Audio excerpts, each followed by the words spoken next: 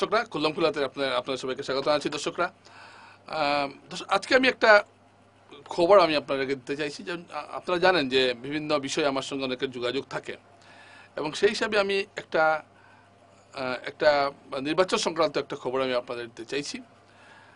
আমি কেন এই খবরটা দিতে চাইছি, আপনারা যখন আমার বিশ্লেষণ শুনবেন তখন এটা বুঝতে পারবেন। এটা হলো যে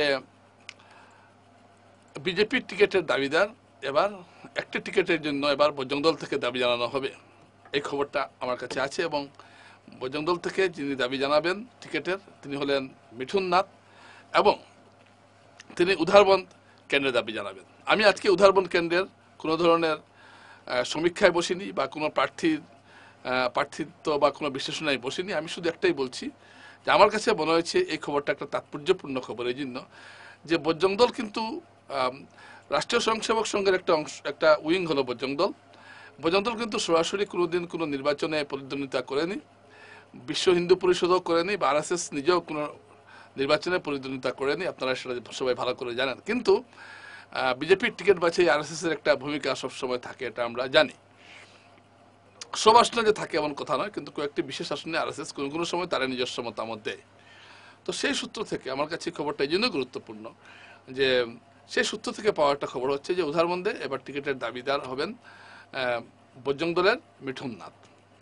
আমি এই বিষয়টা এই জন্য আনছি যে এটা যদি হয় তাহলে সারা আসামে একটা আসনেই বজরং দলের কেউ হয়তো প্রতিদ্বন্দ্বিতা করতে পারেন বিজেপি থেকে, যদি টিকিট দেওয়া হয়। টিকিট দেওয়া হবে কি না হবে সেটা পরের প্রশ্ন। আমি আনছি জিনিসটা এই জন্য যে এ ধরনের কিছু সমীকরণ কিন্তু লক্ষ্য করা যাচ্ছে। মিঠুন নাথকে আপনারা এখন আমি দেখতে হবে যিনি প্রার্থী হচ্ছেন তার একটু তার সামাজিক ভিত্তি বা সাংগঠনিক ভিত্তিটা কি। এবারে যে নির্বাচনটা হচ্ছে এটা পুরোপুরি একটা হিন্দুত্বের এজেন্ডার মধ্যে বিজেপি নির্বাচন খেলবে, এবং আপনারা ধুবড়ির ঘটনা থেকে এটা আজ করতে পারছেন যে পুরোপুরি একটা হিন্দুত্বের বিষয় এবার কিন্তু বিজেপির নির্বাচন অন্যবারও থাকে, এবারও থাকবে, তবে একটু অন্য আঙ্গিকে থাকবে। ঠিক সেরকম একটা অবস্থান থেকে উধারবন্দে টিকিটের দাবি জানাচ্ছেন মিঠুন নাথকে। তিনি বজরং দলের প্রমুখ।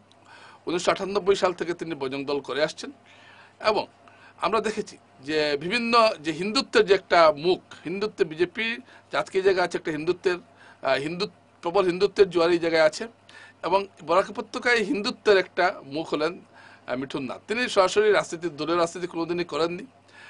বিশ্ব হিন্দু পরিষদ তিনি বজরং দলের সঙ্গে যুক্ত, এবং তার নেতৃত্বে আমরা দেখেছি যে বজরং দল অনেকগুলো আন্দোলন করেছে, যেটা হিন্দুত্ব বিষয়ক আন্দোলন করেছে, এবং বিজেপির ভোটের ক্ষেত্রে হিন্দুত্বের বিষয়টা যে একটা বড় বিষয় থাকে এটা বলার অপেক্ষা রাখে না। তো সেই হিসাবে মিঠুনের এই টিকিট চাওয়াটা একটা অন্য ধরনের দিশা দেখাবে বিজেপির রাজনীতিতে। উদাহরণ এমন একটি আসন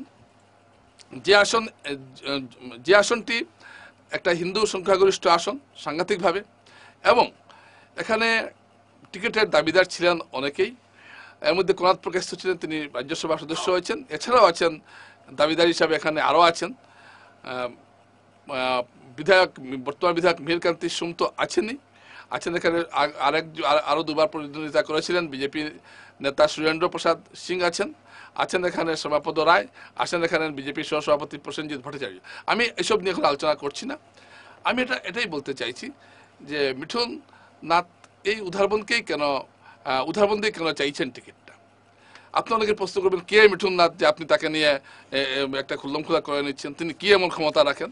তো দেখুন, তিনি কি ক্ষমতা রাখেন না রাখেন আমার কাছে প্রশ্ন না। আমার কাছে প্রশ্ন হলে গিয়ে বজরং দলের কোনো কর্মকর্তা কিন্তু এই প্রথম কোনো টিকিট চাইছেন, এবং সেটা সারা আসামের ক্ষেত্রে এটা কিন্তু একটা বিষয় হয়ে দাঁড়াবে।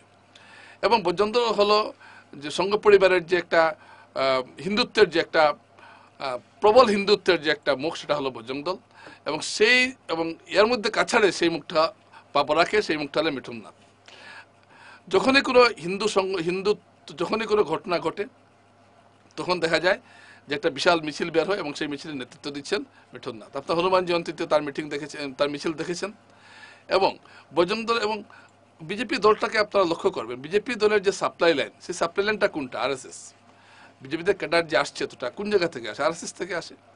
এবং বিজেপির আরেক ধরনের ক্যাডার আছে যারা অত তত্ত্ব বুঝে না, তারা একটাই বুঝে, একজনকেই মানে, এবং সেই লোকটা যা নির্দেশ দেবে সেটাই করবে, সেটা হলো বজরং দল। বজরং দলের যারা ক্যাডার আছে তারা অত বোঝা নেই, তারা হিন্দুত্ববাদটাই বুঝে, অত তাত্ত্বিক কথাবার্তা, অত পড়াশোনা করার দরকার নেই। নেতা অর্ডার দিয়েছেন অমুক কাজটা করো, অমুক অ্যাকশন করো, এরা অ্যাকশনে বিশ্বাসী। তো সেরকম যে একটা যে গ্রুপ, সেই গ্রুপের নেতা হলেন মিঠুন নাথ, এবং তার কথায় অনেকগুলো ঘটনা ঘটে যেতে পারে। আমরা দেখেছি যে একটা সম্প্রতি কয়েকদিন আগে যে একটা ঘটনা ঘটেছিল, বিশ্ব হিন্দু বজরং দলের 5 জনকে অ্যারেস্ট করা হয়েছিল এবং তাদের উপর পুলিশ অকথ্য অত্যাচার করেছিল, তারা জেলে ছিল অনেকদিন। তারপর মিঠুনের নেতৃত্বে বজরং দল এই বিষয়ে একটা আন্দোলন শুরু করলো, যার ফলে বাধ্য হয়ে তাদের জামিন দিতে হয়। সরকার থেকে জামিনের ব্যবস্থা করা হয়েছিল এবং যে যে পুলিশ অফিসার তাদের উপর টর্চার করেছিলেন তাদেরকে বদলি করা হয়। এই যে একটা ঘটনায় বজরং দলের ভেতরে মিঠুন নাথের জনপ্রিয়তা বাড়িয়ে দিয়েছিল। অনেকে বলেন যে বজরং দল আর কি এমন, শুধুমাত্র রাস্তায় কিছু উগ্র কথাবার্তা, হিন্দুত্ব কথাবার্তা ছাড়া আর বজরং দলের কি ভূমিকা আছে? এটা কিন্তু একটা, আপনারা আমরা যারা সাংবাদিকতা করি, আমি অনেকদিন ধরে রিপোর্টিং করছি, আমরা কিন্তু জানি এটা ঠিক নয়। বজরং দলের কিন্তু একটা, বজরং দল বলুন, বিজেপি বলুন, একটা বড় ভিত কিন্তু এইসব বজরং দলের যে এইসব ক্যাডাররা, এদের কথা আমি আগেই বলেছি, অত শত বোঝার দরকার নেই।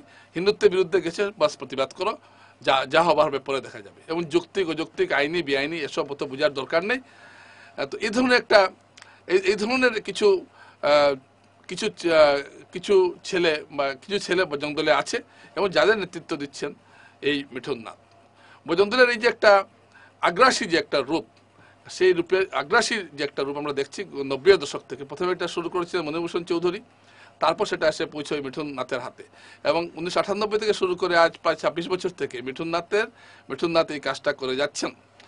এবং এতে কি হয়েছে, এবং তিনি বর্তমানে তার যে বাড়িটা সেটা পড়েছে উধারবন্দের কেন্দ্রে, সেই উধারবন্দে তিনি দাবি জানাচ্ছেন এবং বিভিন্ন জায়গায় তার কাজ চলছে।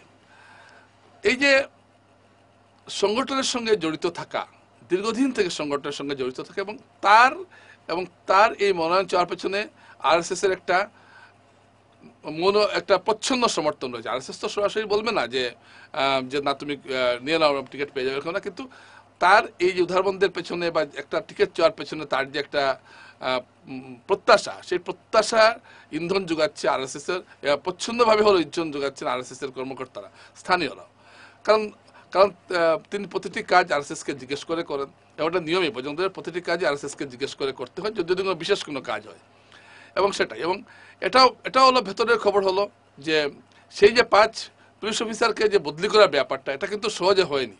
এটা নিজেদের সরকারের সঙ্গে রীতিমতো যুদ্ধ করতে হয়েছে বজরং দলকে, এবং এক্ষেত্রে বজরং দল আরএসএস এর পুরো সহযোগিতা পেয়েছিল, যার জন্য এই কাজটা সম্ভব হয়েছিল। তো এই যে মিঠুন নাথের যে একটা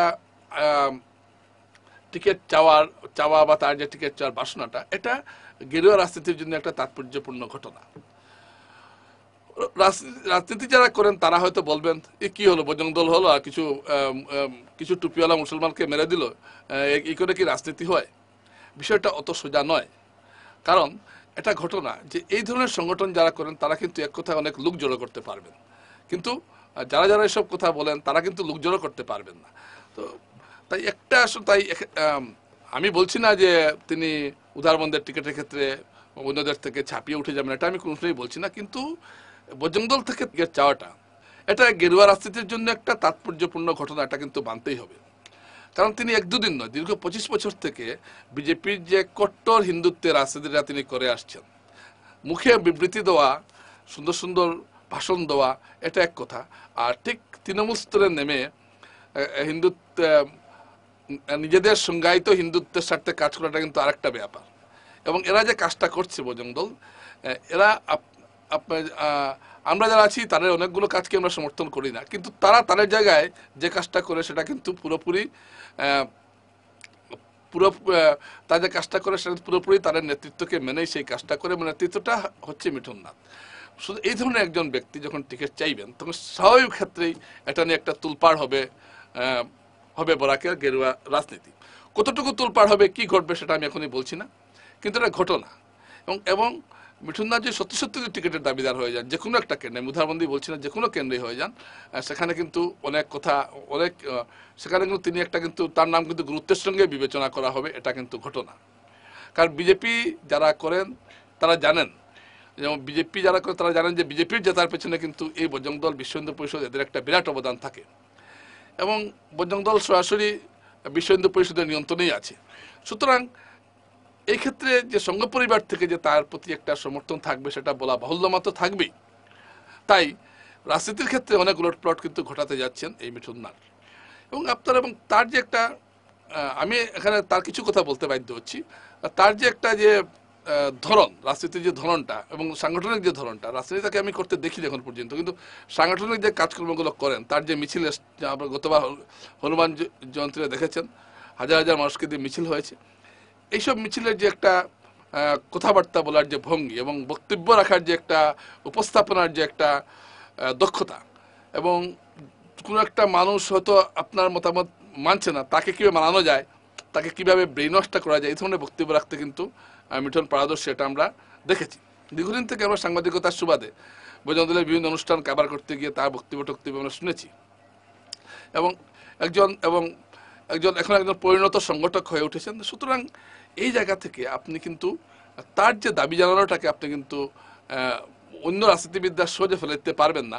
এবং আমার মনে হয় উদাহরণে তিনি যে দাবিটা জানাচ্ছেন, এখানে কিন্তু স্বয়ং মুখ্যমন্ত্রীকেও কিন্তু তার দাবি, তিনি যদি দাবি জানান সেটা নিয়ে বারবার ভাবতে হবে, কারণ তার পিছনে তার দীর্ঘ 87 বছরের সাংগঠনিক কাজকর্ম ছাড়াও আরএসএসের একটা পরোক্ষ বলুন, প্রত্যক্ষ বলুন বা প্রচ্ছন্নই বলুন, যা বিশেষিত করুন, আরএসএসের একটা নীরব সমর্থন বা সরব হতে পারে, এটা তার পেছনে কিন্তু রয়েছে একটা ঘটনা।